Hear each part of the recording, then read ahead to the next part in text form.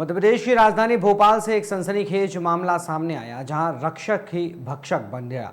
भोपाल में चलती कार में ड्राइवर के सामने धांधला टीआई ने युवती से दुष्कर्म किया। पीड़िता ने अपनी आप बीती बताई। पीड़िता 3 साल से न्याय के लिए भटक रही थी। भोपाल महिला थाने के प्रभारी ने मामला दर्ज किया। युवती का आरोप है कि पहले उसे टीआई ब्लैकमेल करता रहा। थाना प्रभारी राजकुमार कुंसारिया पर युवती ने दुष्कर्म का आरोप लगाया है। युवती ने कहा कि पहली बार 2022 में शिकायत की थी। उसने ये भी कहा कि 2 साल पहले अयोध्या नगर में ढाबे पर राजकुमार के संपर्क में आई थी। इसके बाद राजकुमार ने एक दिन अपने घर बुलाकर उसके साथ बलात्कार किया और कई बार राजकुमार के खिलाफ शिकायत दर्ज करानी चाहिए, लेकिन नहीं हुई।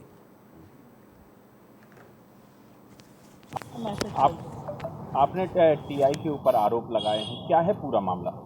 सर, वो मेरे बचपन का दोस्त था। 23 साल के बाद मुझे मिला था। 23 साल बाद वो मेरे ढाबे पे खाना खाने आया था। उसके बाद से उसका आना जाना शुरू हो गया था। क्या और कुछ बातचीत हुई हो? सब बचपन की बातें याद दिलाई कि मैं तुम्हारा दोस्त रिंकू हूँ, सेमरा में अपन आमने सामने रहा करते थे। सब उसने घर वालों के फ़ोटो दिखाए, तब मुझे यकीन आया कि वो मेरे बचपन का दोस्त है।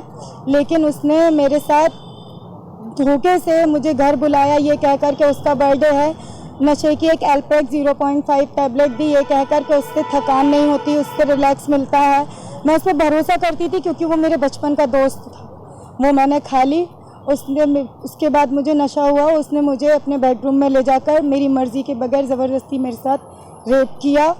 इस तरह से जब मैंने उसे बोला कि ऐसा उसने क्यों किया, तो बोलता है कि मैं तुम्हें बचपन से प्यार करता था, इतने साल बाद भी मैंने तुम्हें पहचान लिया और अब अपन दोनों शादी कर लेंगे, आगे की ज़िंदगी बहुत अच्छे से चलेगी। लेकिन 3 साल तक वो मेरे साथ हमेशा केवल शारीरिक संबंध बनाता रहा। शादी का जब भी कहूँ तब भी वो मुझसे लड़ता था। एक रात उसने मुझे, मलिक खान उसके दोस्त से मैंने पूछ लिया था, उसका ड्राइवर था, कि वो कहाँ है। वो मेरा फ़ोन नहीं उठा रहा था। उसका पचमढ़ी पीटीएस ट्रांसफ़र हो गया था, टीआई बन गया था, तो उसने मुझे फ़ोन उठाना, बात करना बहुत कम कर दिया था। इस बात पर उसने मुझे सोहागपुर बुलवाया। वहाँ उसने अपनी गाड़ी में मुझे बिठाया। चलती गाड़ी में उसने मेरे साथ रेप किया उसके ड्राइवर के सामने, और वहीं मुझे मरने के लिए छोड़कर चला आया।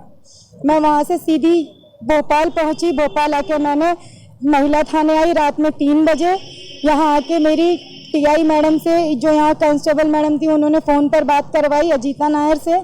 उन्होंने मेरी कंप्लेंट भी लिखने से मना कर दिया और मुझे भगा दिया थाने से। क्यों भगा दिया था उन्होंने? क्योंकि वो खुद राजकुमार को अच्छे से जानती थी और उनकी बहन नीतू कुंसारिया इसी थाने में सब इंस्पेक्टर थी। आपने शिकायतें की आला अधिकारियों से? जी, मैंने शिकायतें करी तो मुझे जांच का हवाला देते रहे। 2-2.5 साल तक मैं ऐसे ही दफ्तरों के चक्कर लगा रही हूँ। मुझे ये कह रहे हैं कि जांच चल रही है, जांच चल रही है। जांच करते करते एक दिन मेरे ही खिलाफ एफआईआर मैंने देखी कि न्यूज़पेपर में कि मेरे खिलाफ ही एफआईआर दर्ज हुई, लेकिन ये किसी ने मुझे नहीं बताया कि मेरे खिलाफ एफआईआर कैसे हुई। अड़ीबाजी का केस? अड़ीबाजी का उन्होंने मेरे ऊपर झूठा केस दर्ज करवा दिया, जबकि मैं खुद पिछले 2.5 साल से आवेदन लेके नीलेश अवस्थी जी के पास भी गई। इससे पहले पवन सहन जी थे, उनके पास भी आवेदन लेके गई, लेकिन कुछ नहीं हुआ। थाने में पवन सहन जी ने नीतू कुंसारिया को बुलवा लिया। उन्होंने मेरा आवेदन भी फाड़ कर फेंक दिया, मेरा मोबाइल छीन लिया, मेरे फ़ोन में जितने फ़ोटो वीडियो चैट राजकुमार की थी वो सब डिलीट कर दिया और मेरा फ़ोन भी वो अपने साथ ले गई। अब कैसे एफआईआर दर्ज हुई? अब मैंने डीजीपी साहब को आवेदन दिया था, जन सुनवाई में गई थी, वहाँ से मुझे कमिश्नर साहब के यहाँ भेजा गया। वहाँ निधि सक्सेना मैडम मिली, उनको मैंने सारी बात की जानकारी दी, तब उन्होंने मुझे यहाँ थाने भेजा, महिला थाने, तब एफआईआर हुई है। मैम, मामला ये है कि वर्ष 2019 से ये युवती उनके संपर्क में थी। युवती का कहना ये है कि ये बचपन के दोस्त हैं महिला के, किंतु बीच में कुछ गैप हो गया था। उसके बाद 2019 में इनकी पोस्टिंग इसमें हुई, ये अयोध्या नगर थाने में। तभी इनका आना जाना रहा उनके ढाबे पे, जहाँ पे युवती ढाबा चलाती थी।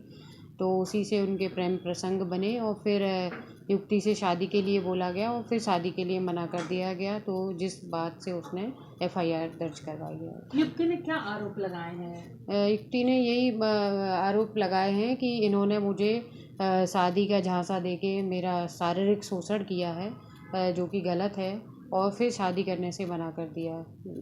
क्या कोई गिरफ्तारी इस पूरे मामले में? जी मैम, अभी गिरफ्तारी के लिए हम बिल्कुल पूरा एफर्ट कर रहे हैं। उनकी अभी उनके घर पे भी गई थी टीम, तो घर पे नहीं मिले, जो कि अयोध्या नगर में उनका निवास है, उनकी पत्नी और बच्चे रहते हैं। अभी उनके जहाँ भी रहने की या होने की संभावना है, हम वहाँ पर जा के टीम के साथ छापा मारेंगे और उनको देखेंगे कि हैं कि नहीं, और अरेस्ट करेंगे फिर। इस पूरे मामले में एक बात ये भी आई है कि मैम 2 साल का ये मामला है, 2022 का बताया जा रहा है। हाँ। और पीड़ित युवती का कहना है कि 2 साल तक वो बहुत परेशान हुई, कई बार महिला थाने आई, आपसे पहले भी जो टीआई थी, लेकिन मामला दर्ज नहीं किया गया। अब वो डीजीपी के पास गई, तो ये मामला अब आपके पास क्या डीजीपी सर की तरफ से आया है? शिकायत आई नहीं, ये है? बिल्कुल गलत है। डीजीपी साहब के पास से नहीं मामला आया है। ये महिला खुद ही रिपोर्ट करवाने आई थी, तो वरिष्ठ अधिकारियों के संज्ञान में है ये चीज़ है। बाकी डीजीपी साहब के